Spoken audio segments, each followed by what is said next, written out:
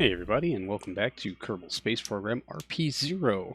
Once again, very sorry for the lack of audio. I forgot to record locally again, and so this is just downloaded from Twitch, as this is another Twitch recap episode. We're going to pick up right where we left off with our shuttle crew in orbit, now having completed their 9-day stay on station.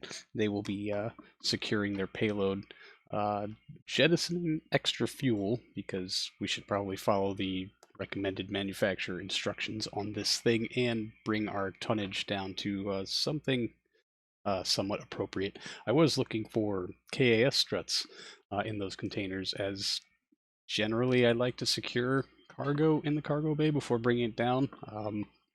I don't remember if we did that when we brought the Nemo down for its engine swap or not, but yeah, it's just good practice. And so I think the template, the one of these that we keep on hand, will probably have to be edited to make sure that there are tools and struts available in the cargo bay at all times for any mission. We should just make it part of the default loadout for this vehicle, which I thought I had done before, but apparently I had not, because there are no struts and there are no tools.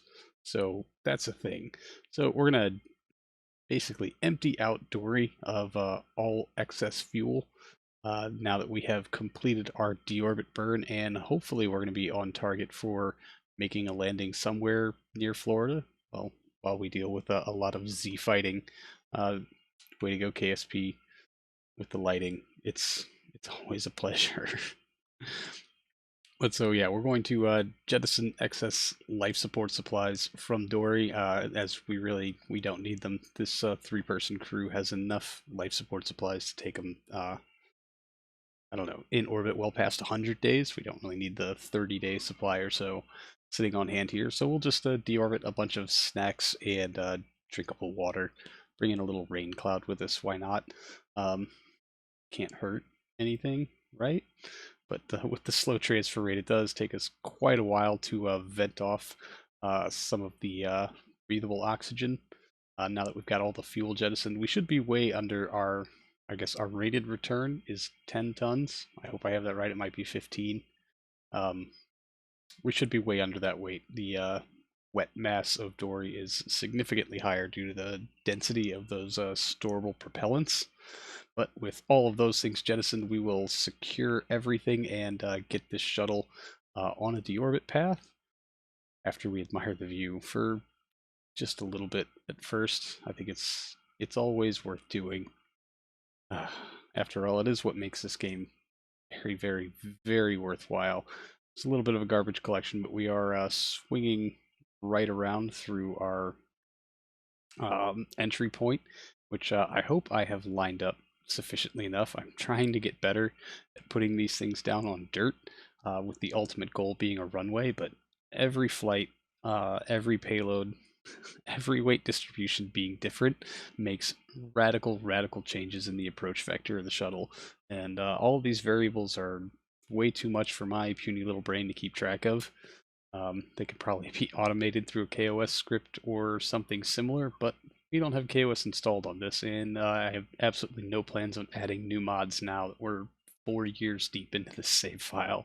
So we're just going to bring up our cockpit and our aft tank controls so that we can try to balance fuel across them. Of course, during the initial phases of descent, it helps to have all the fuel tucked in the back to help keep that butt pinned down and nose in the air, so that we can try to generate some drag/lift as we tear down through the atmosphere with our 90+ ton vehicle. But it does look like we are on a pretty solid course to get to Cape Canaveral. We just need to divert north a little teeny tiny bit, and our payload is not swinging about all willy-nilly, because those docking ports are kind of terrible at keeping things tucked together sometimes. So all in all, this flight is looking miraculously good. We'll just gently and slowly bring ourselves down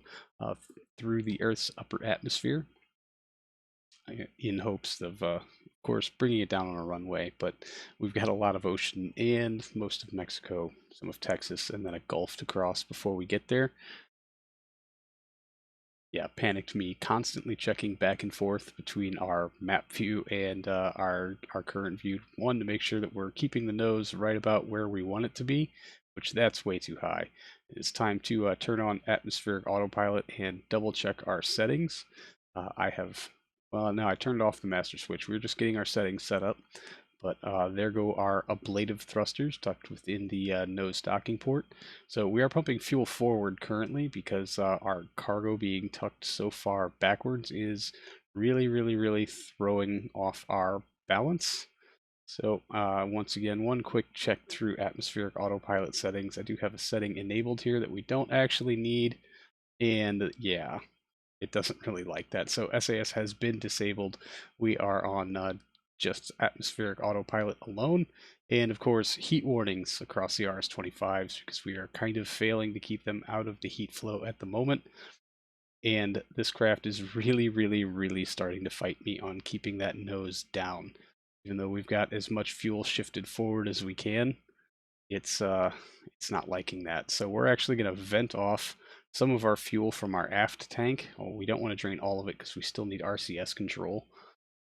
But we are going to vent some fuel technically from the nose tank and then retop it off from the aft tank to try to keep some kind of balance here. And it seems to have worked, at least on these first initial passes through, so that we can try to maintain just a little bit of balance would be great. I really should have locked that nose tank just to keep the extra mass up front. Probably would have given us a nice tiny bit of stability. I've targeted a launch clamp at Cape Canaveral so that we can have some kind of target indicator here on our nav ball, which actually shows us going just a little too far north. So we'll try to divert just a little bit, but our speed and angle actually is not terrible. We're not going to land in the Pacific Ocean like we have at least 2 or 3 times before.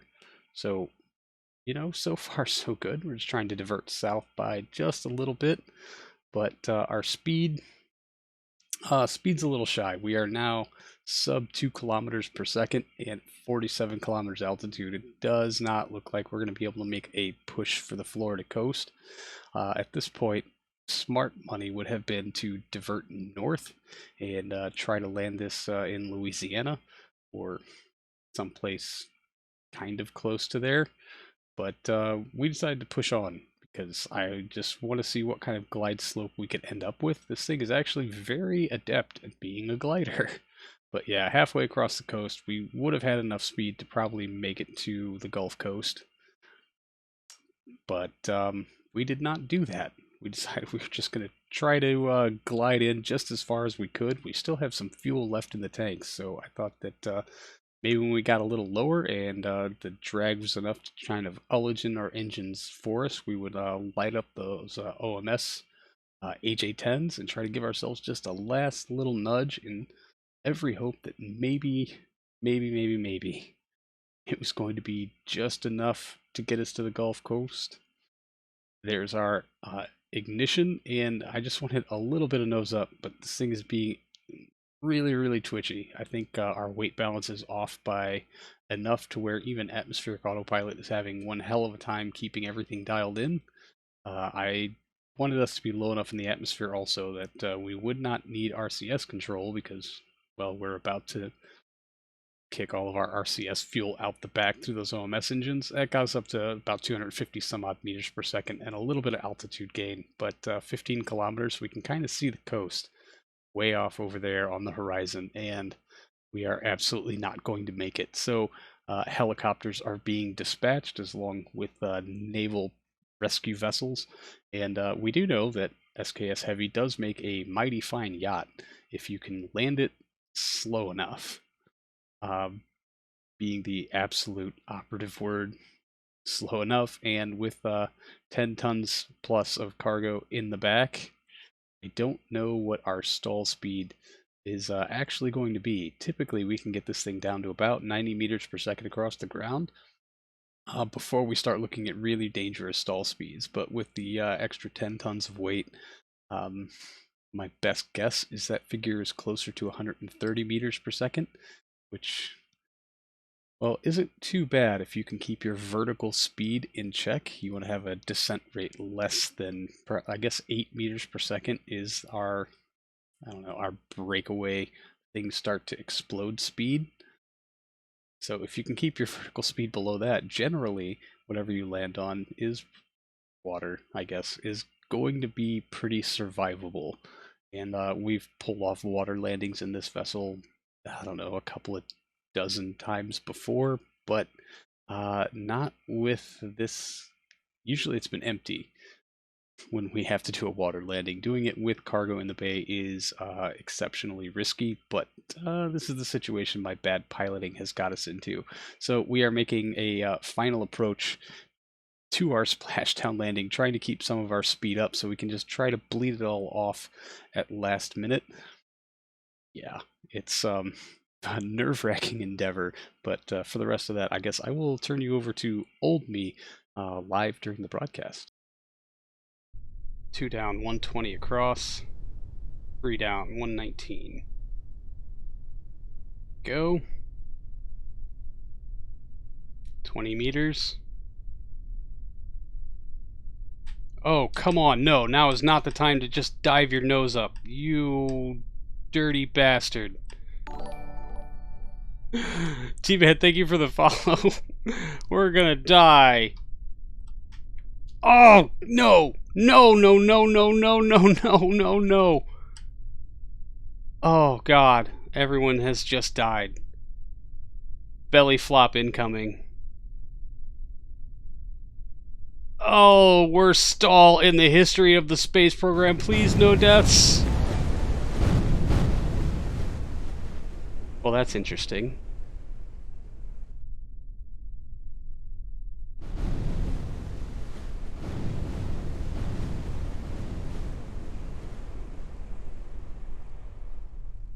They're alive! Whoever made these Mark III parts is absolutely getting some kind of accommodation. That impact tolerance seems to have outdone literally everything, and the payload is still intact. So, no fatalities, everything intact, mission success. Moving swiftly along, we have a launch of the core module of our Project Selene lunar base program. This is going to go to close to the southern pole of the moon. Not quite. We have very specific coordinates for landing because it's close to like 4 biomes that I don't think we've gotten a lot of research from. So with the DN6 Delta off the ground and burning heartily, we're going to try to eject these SRBs. Yep, there they go.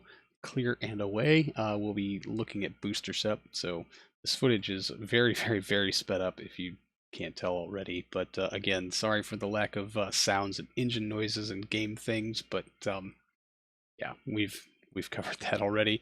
There's booster sep down and away, and there's fairing sep, and a good look at our core station module for our new lunar surface installation. This is part 1 of hopefully 4. Again, all of these are based off of our hardware that is currently en route to Mars and will be aerobraking into Mars's atmosphere in just a couple of weeks' time, I believe. So we should be getting to that soon to soon-ish. We'll probably get this installation all landed, docked together, and somewhat operational, even if we don't get a crew to it before we have to do our similar things at Mars. This is a good practice run for kind of landing and docking, although not really, because the Mars hardware all has aeroshells to help them get down through the atmosphere and significantly braked before they fire up their main landing and descent engines. And of course, they will be using some parachutes. So there is a good light on our Delta upper stage and its single HG3 engine, making that good oomph for the moon. Now, because this is basically copied over Mars hardware, just with the aeroshell and parachutes and a bunch of other hardware removed, we actually have a surplus of Delta V, because these are the exact same vehicles that push these bits of hardware to Mars. And since we're only going to the moon and we have much less mass up top, we actually get a nice big surplus of Delta V, to which we will all use in the most irresponsible manner possibly conceived in order to, well, pull off a landing before I had to end the live stream. Although I guess my quest to do this in a timely manner was not quite warranted. We ended up with a lot more time than what I thought we'd end up with, but well, I just want you to know my logic for making the series of very bad decisions that you will see coming up. So here is our approach to the moon. You can actually dial that back just a little bit, and this thing that was told to follow the node has kind of gone off on its own crazy little tangent. So we're going to set a node to adjust how we're coming into the moon. We'd like to come in kind of polar if we could. Again, our landing site is going to be somewhere very deep in the southern hemisphere of the moon. There we go. And that's going to make it a lot easier to get to our prospective landing site. Although, if we weren't bleeding off liquid oxygen from that initial descent stage and liquid hydrogen from this delta upper stage, then, well, we would have, I don't know, maybe made significantly fewer stupid decisions. We got 2.1 kilometers per second left in this delta upper stage. We only need about 800 of that or so to break us into low lunar orbit. I think what we're going to end up doing is breaking into a highly eccentric lunar orbit and then correcting our inclination so that we can make a single pass landing once we're at the moon. This is to avoid a lot of boil off with our cryogenic fuel sources all across two stages. Liquid hydrogen, liquid oxygen in this delta upper stage, and of course the liquid oxygen in the Kerlock stage that will do our initial descent and deorbit, although it looks like we've got enough fuel in this delta to really do a whole lot more work than what it was scheduled to do. I guess ideally it was supposed to capture us into an orbit, separate, and then deorbit itself, and then all of the landing, targeting, and everything would be handled by that N1 Block 5 that does our initial descent. So here we are plugging in our coordinates for our prospective landing site into Mech Jeb so that we can get that targeting reticle, and then we'll just crank out this node manually, trying to adjust for the moon's rotation just a little bit, but that still is just over 960 some odd meters per second, which our delta upper stage will take care of about 95% of that for us before we have to kick on the big Block 5 engine to finish off the rest of that. And of course, with its incredible thrust to weight ratio, it's going to take care of a lot more of that braking burn in just a very, very short amount of time. So there's 56 some odd meters per second left to go on this thing, and I think we're going to try to touch it up on RCS since we have just so damn much of it. Yep, and there is our targeting. So we're actually coming in almost where we would like. We're going to set up a node to kind of retarget these things as we make our approach to hopefully dial it in just a little bit. And of course I will fly right past that because I did not set an alarm. So there is our very much emergency braking burn, and 1800 meters per second to kill off the rest of our descent, which is absolutely perfect. That will bleed through the rest of this Kerlock stage, and then we can move on to our terminal descent stage. We're just buying ourselves a little time there. There's jettison, and there's ignition of the 4 Asterisk 2 terminal descent engines, which will take care of the rest of our landing from here on out. We're going to bleed off this last 200 or so meters per second of horizontal speed before we just start to take it straight down. And yep, we fired a little too early, still 12 kilometers up and having to kick the engines off. But for the last little bit of this landing, I'm just going to go ahead and kick you over to old me live during the broadcast. So delightfully unstable.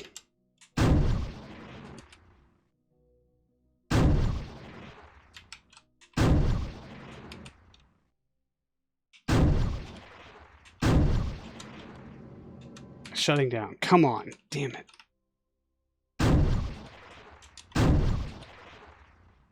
There's kind of a touchdown. As it turns out, this core module is a little off balance because of the command pod that we had to put on one side as an access hatch. That gave us a lot of problems. And it also turns out we're on a pretty steep hill. So we're just going to keep sliding on down this hill until we reach the base. Maybe we'll use engines to assist on it. Who knows? Maybe we'll Maybe we'll get to that. But core module is down and safe, so we have 2 supply modules and a lab rover to bring up still, and we'll get to that in future episodes. That's going to do it for this one, everyone. Thank you so much for hanging out. I really do appreciate it, and I will see all of you in the next one. So until then, see you later.